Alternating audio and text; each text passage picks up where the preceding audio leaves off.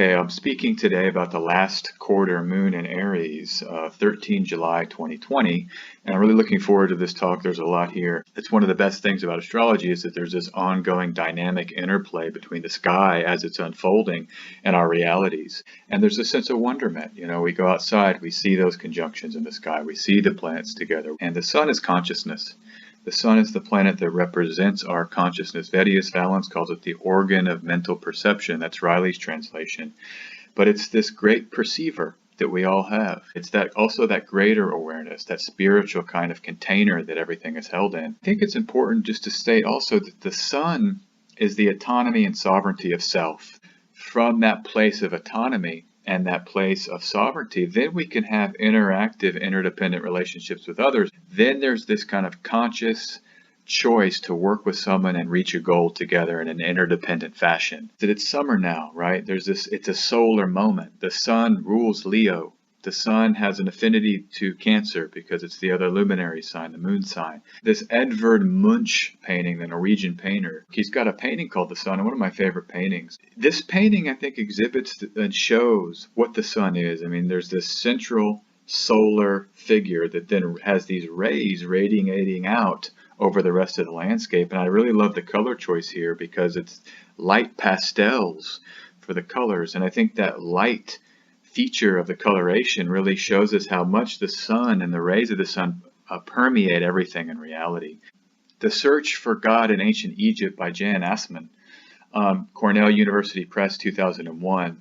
He comes in this book and he expresses the idea that in Egypt there was the basic concept that the sun god brings forth a created world for the sake of humankind through his light and his movement. All things emerge from the sun, and we might say all things emerge from awareness. We're aware of things, and then therefore they exist. And I'm also reminded here of quantum theory, and this is a study from 1998, the Weizmann Institute of Science. This was published in Nature. There's a quote from the study: "Beam of electrons is affected by the act of being observed." And the idea was that even these subparticles, when we looked at them, they started moving and changing differently. And so it's this great principle that the awareness affects reality. What we see, what we choose to acknowledge, is altered by our acknowledgement and our seeing of it.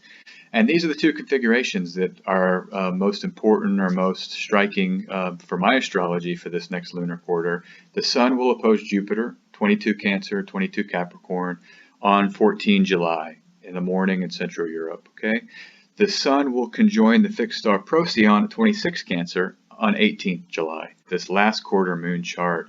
It's a T-square with the moon, sun, and Jupiter. They're all close, they're all applying. And so this is actually a charged chart. It's challenging. The opposition is maybe the most challenging aspect. You can think of two cars coming at each other, for example, in a game of chicken. The square is just as challenging. We have this idea of squaring off with someone in the boxing ring. That's a square where you're fighting.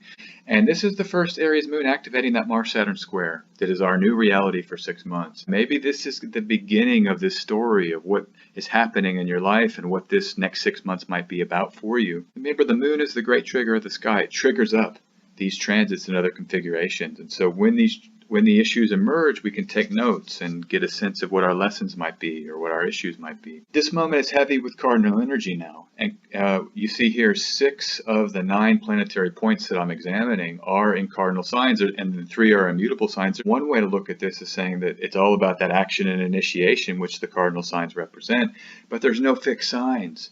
So there's not much we can really lean into here for continuation or stability in terms of these planetary arrangements.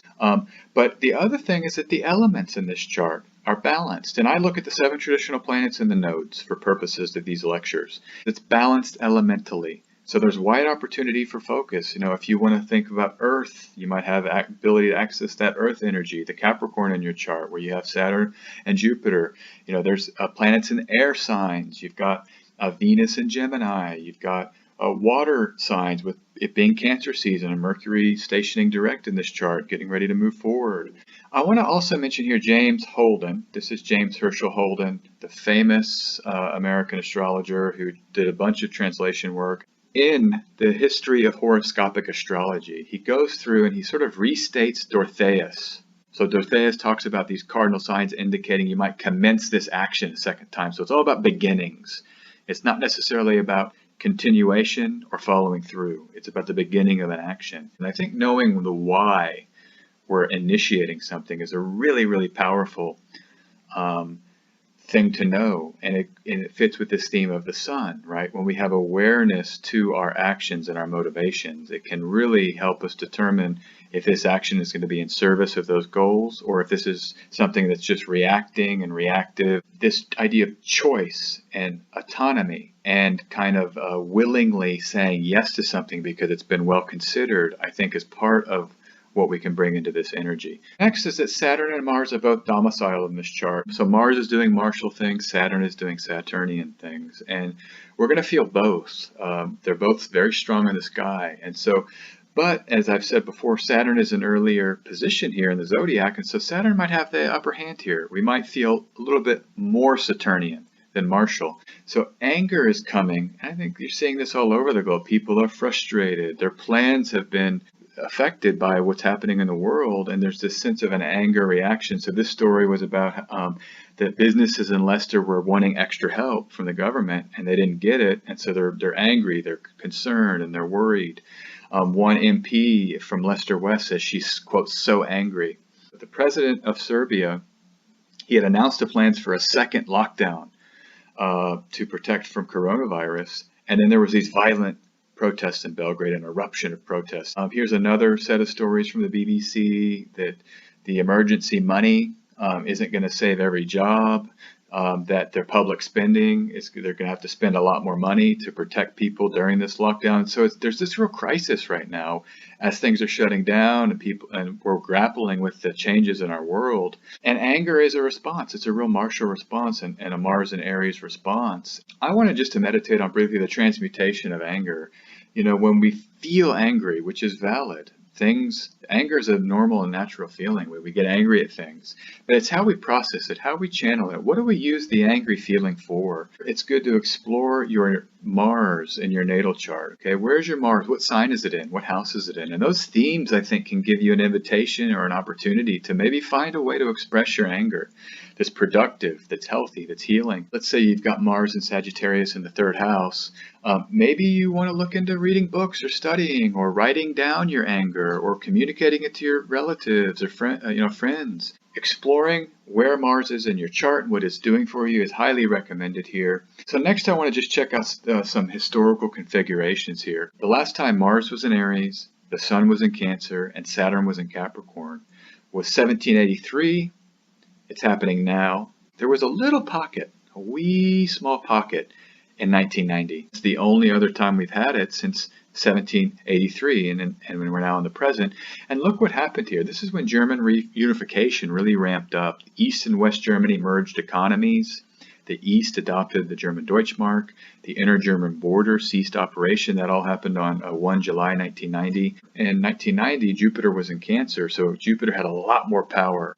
Still, I think we're seeing now shifting and reorganization of structure with this configuration. So there's an echo here as countries try to figure out who to partner up with or what corridors to open up for travelers. Last time Sun was in Cancer, Saturn was in Capricorn, and Jupiter was in Capricorn as well, was in 1901. And this actually times this moment I found where the United Kingdom fingerprint Bureau was established at Scotland Yard in London on the 1st of July 1901. And I thought it's very interesting symbolically because Cancer is ruled by the moon, the body. Capricorn is also ruled by the moon via triplicity. Saturn is policing. So there's this idea of using the body to do policing. And look at the story that just came out on the 7th of July this week. Fingerprint use is going to decline now. And instead, touchless modalities will be used for biometrics in the post-COVID-19 world. Sometimes astrology really times the beginning and end of things, and you see cycles, you see them repeating, you see the skies setting up and then repeating, and you can see the birth and death of things timed when those similar skies emerge. Jupiter in Capricorn, Mars in Aries, the Sun in Cancer. The last time this happened was in 1783. In 1783 was the Treaty of Paris. That was signed in September, so it's Virgo season. But here's a chart from July 1783. It looks a lot like we have today. Mars in Aries, Jupiter in Cap, Saturn in Cap, the Sun in Cancer, Mercury in Cancer. This year was the ending of conflicts, new regimes, new order, and that's really what I think we're in right now, is this transition, this great age, this great emergence of something new that's being birthed. First aspect I want to look at, Sun at 22 Cancer opposite Jupiter at 22 Capricorn. So here's the chart. This will be on 14 July, about 10 a.m. Central European time. Jupiter's fallen in Capricorn, and it's retrograde in this chart. And so there's really a sense of abundance being reined in. I think a lot of people can feel it. You can just pull up the news. Really like this idea of birth when it comes to the sun, like of things that are becoming because of awareness. But in particular, when the sun's in Cancer, you can really have this birth canal analogy. But whatever we're birthing right now, we're going to have to confront and navigate limits and lack and less. And that's just the great task of our moment, 2020, summer. And here's a story from the Wall Street Journal. This came out July 8th. Recession forces spending cuts on states and cities. There's a recession. It's here. It's not a debate. We're in one. And states and governments are having to cut back and cut money and cut funds for things like schools and universities. How can our perception of lack be an obstacle? Innovation requires new vision to see the abundance that's available. And I think there's always abundance. We have to say, what have we overlooked? What am I overlooking right now that I can utilize potentially? Whether that's an idea or a friendship or a connection or something I don't even know is possibly available. How can I shine my sun, my light of awareness? Solar consciousness allows for becoming resourceful. And that's the key word I really like for this aspect, is the resourcefulness. The other part about the sun opposite Jupiter moment is that the sun will be applying to the fixed star Pollux. The sun separating from Castor, applying to Pollux. It'll be 1 degree and 9 degree minutes from conjunction with Pollux. And this, I think, provides an excellent metaphor. And this is from Ropes in the Fixed Star and Constellations. He says that Pollux is famous for his skill in boxing. That he mentions that Ptolemy gives Pollux the nature of Mars, and that Pollux the star can embody subtlety, craftiness, being spirited, being brave, being audacious, how to fight right when we're got our backs to the wall. And this is the analogy that came to mind, rope-a-dope. Rope-a-dope is a boxing tactic where you pretend to be trapped against the ropes, and so fighters will go up against the ropes and then just take the blows from their opponent. But the idea is that you take the punches, and then your opponent gets worn out, and then you have an ability to strike and win the fight. This technique, made famous by Muhammad Ali in the Rumble in the Jungle, which was his fight against George Foreman. So this was Ali's famous fight against George Foreman in 1974, and Ali deployed this tactic. Remember, at this time, Foreman was invincible. He was undefeated. He was one of the biggest, most intimidating fighters that boxing had ever seen. Ali was a little older, but now Ali was that great mercurial, crafty fighter. And so Ali out-tacticked Foreman, and he did this rope-it-up strategy. And I think it's a great analogy because Foreman can be like now in our sky, Saturn and Capricorn, Jupiter and Capricorn, this really intimidating conjunction of the two great planets there, and we're all suffering under the weight of that. How can we be up against the rings, take our blows right now, and wait for our opportunity? Your time will come. It's guaranteed. Ali's time came. And you should pull this up on YouTube if you get a chance. You can see the call, the announcer's call when Foreman goes down, and Ali wins the fight. It's like Goliath being felled by Ali's ingenuity, Polluxian ingenuity of Ali. And the other thing is to say, here's Ali's natal. He's a Cap sun. And Ali has his sun in the decan of the sun, that third decan of Capricorn, where Jupiter will be during this Sun-Jupiter opposition that's going to happen on the 14th of July, 2020. So Ali was skilled. He shined light. And the light of his awareness when he was hemmed in by the Capricorn. It's this great Sun-Capricorn delineation. The last time the Sun opposed Jupiter in the 23rd degree of Cancer, 23rd degree Cap, or 22 degrees Cancer, 22 degrees Cap, was in 1937, 15 July. Saturn in this chart was in Aries, so it's a much more difficult position for Saturn. Maybe those boundaries acting out in a more aggressive way. But this was the time when the Buchenwald concentration camp was opened, and that the German-Polish Accord in Upper Silesia expired. And so the Nuremberg laws immediately applied to that region. And so it's a moment where justice and laws were being used for harm, and this idea of Jupiter in its fall sort of coming out with this botched form of justice. The time before that, that we had the same sun opposite Jupiter in these degrees was in 1854. The first Opium War ended as a result of this battle, the Battle of Chinkang. And it was a swift British victory. And what's the lesson in defeat, right? In this chart, you can see here Mars is in Cancer, so not good for the home fighters. What do we learn when we take a loss? It's just a rhetorical question here. What are you going to learn with your losses? Think about that. Think about how you can utilize them. There's articles about China fighting a two-front war with the U.S. in the South China Sea, and then with India on the India-China border. So China's sort of back in the news with war and conflict. I'm not predicting war. I never predict war. It's just interesting with that aspect repeating in that same degree, with that Jupiter-Sun opposition repeating in the same degrees, that there's a war with China or war-like Chinese energy. Next configuration, next aspect. The Sun will conjoin Procyon, the fixed star Procyon, at 26 degrees Cancer, 18 July. These are the Behenian fixed stars, so the 15 magical fixed stars. They're very important. More has been written about them with fixed star magicians and with fixed star analysts. So Procyon's the star of weapons makers, and it's associated with Mercury and Mars. Mercury being technology and technique, and Mars being war. You can see Menelaus here. He talks about Procyon bestowing upon those born under him not hunting, but its weapons. So it's the weapons of hunting. So this story came out on the 10th of July. This is the breakingdefense.com website. But the Pentagon announced that in spite of battles over Project Maven and other military uses of AI, that Google and other tech firms are now working directly with the Pentagon's Joint Artificial Intelligence Center. And so it's a big story, actually. It's really under the radar, but AI and warfare are combining right now, and this is midsummer. Now, the Procyon conjunction wasn't happening during this time, a little too far out of orb, but I think these are the kind of weapons that we can see when we think about weapons innovation in our time. So maybe there's a story that'll come out on 18th July about AI weaponry. Hermes on the fixed stars, it's a text about the fixed stars and their use in magic. You can find it on the Renaissance Astrology website. But in Hermes on the fixed stars, Procyon is said to give men the favor of the spirits of the air, and it gives them great power over magic, keeps men healthy. During this day, so 18 July, how can we work with like home magic? And I'm thinking here, home, because this conjunction is in Cancer, but Mercury is recently direct in Cancer, so that Mercury in Cancer is co-present.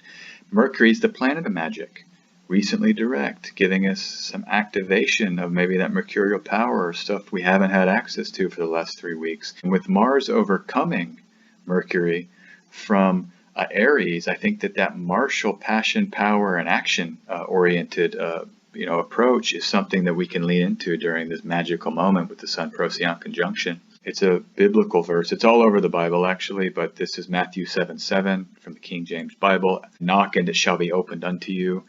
And knocking is active. I'm going to lift my fist up and put my knuckles on a door and move it. That's an action. So when we take an action, there is that response, right? And I like the door here because the door is a home. Explore magic, get into your own magic if you already have a magical practice. Most simply, it's, hey, universe, I'm knocking. What do you need from me? What do you want? That's a magical prayer that will be answered. This chart of 20 July 2021 is one I wanted to just highlight and elucidate here. The Moon and Sun will be in a double opposition with Jupiter and Saturn, respectively. The idea here, I think, is facing difficulties head on. That's what I think about with an opposition. You're looking straight at the difficulty, and you guys are going into each other. Here is the home comforts versus the limitations of those Capricorn placements, and the Saturnian limitations versus home comforts. And the note here I wanted to say was the home inside the body as a refuge. No matter what difficulty you're facing, go into that body. That's your ultimate home. Put your awareness in the body and just know that you have a heartbeat, you're breathing involuntarily. There's a power in your body keeping you going. The Taurus moon ray of hope. I also talked about this in my last talk, including it here for completion's sake. It's going to escape the cardinal cross. Taurus will not make a hard Ptolemaic sign-based aspect to any malefic planet or the nodes. That's the great beauty of this moment for the rest of the year, is that we have the freedom and the fixed signs to really work with those signs for our magic, for our elections. And while the moon is transiting through the fixed sign, it's really just a juicy energy, and the moon's waning. So I think that we think about rest, relaxation, winding down, but using those Venusian pleasures and comforts, taking baths, these kind of things might have a supercharged potency during this transit. Mercury is now direct, Venus is now direct, and there's a dispositor loop. I tweeted about this yesterday. The moon in Taurus ruled by Venus, Mercury in Cancer ruled by the moon, Venus in Gemini ruled by Mercury. The summer movement, I can feel it out here where I am. There's people moving, there's people looking at traveling, there's some things are starting to open up. I think this, with these direct planets, with Mercury and Venus now direct, we're having a time now where we can start maybe exploring ideations of movement. This is LondonLovesBusiness.com. This article just came out today. Experts warn MPs to prepare for second coronavirus lockdown this winter. So this is in the United Kingdom. They're warning now. They're saying, listen, get ready. We're going to have to lock down again because every winter is the seasonal flu. And there's discussions of that winter returning and exacerbating these respiratory illnesses that are everywhere, including the coronaviruses. As we have this moment in the summer with these direct inner planets, think about what kind of movement you can do to kind of prepare yourself and start getting your head around these lockdowns that may be coming this fall. Cartomancy pull, Queen of Hearts. This is a lovely card. I love the queens in the Cartomancy deck and in the playing card decks. I just love the beauty, their elegance, the clothing corresponding to Scorpio, the fixed water sign. It's ruled by Mars. I think that the Queen of Hearts does have that kind of snappy edge, comes from that emotional place of reactivity sometimes. That might be a negative or a kind of lower manifestation of the energy. The higher manifestation is communicating that you're serious. That's how I think about this card. Even with your eyes, you can do that sometimes, just by saying no, looking someone straight in the eye. That's a scorpionic reaction and response, and that can really put people right. This is fixed martial energy with the emotions. And I think about the sexual emotional component and how we can bring that solidity, that place of emotional solidity into our sexual activities, whether that's with another person or even with ourselves. Because when you're stable emotionally, it's a depth that really doesn't have a bottom. Getting settled in that space and then bringing in that physical and intimate connection can really have profound effects. As always, you can book a donation-based astrology reading with me, Astrology for All, sjanderson144.com. I look forward to reading for you. This is available on Apple Podcasts, Spotify, Google Podcasts, other podcast players, so find it there if you prefer that. And you can follow me on Twitter and Instagram at sjanderson144.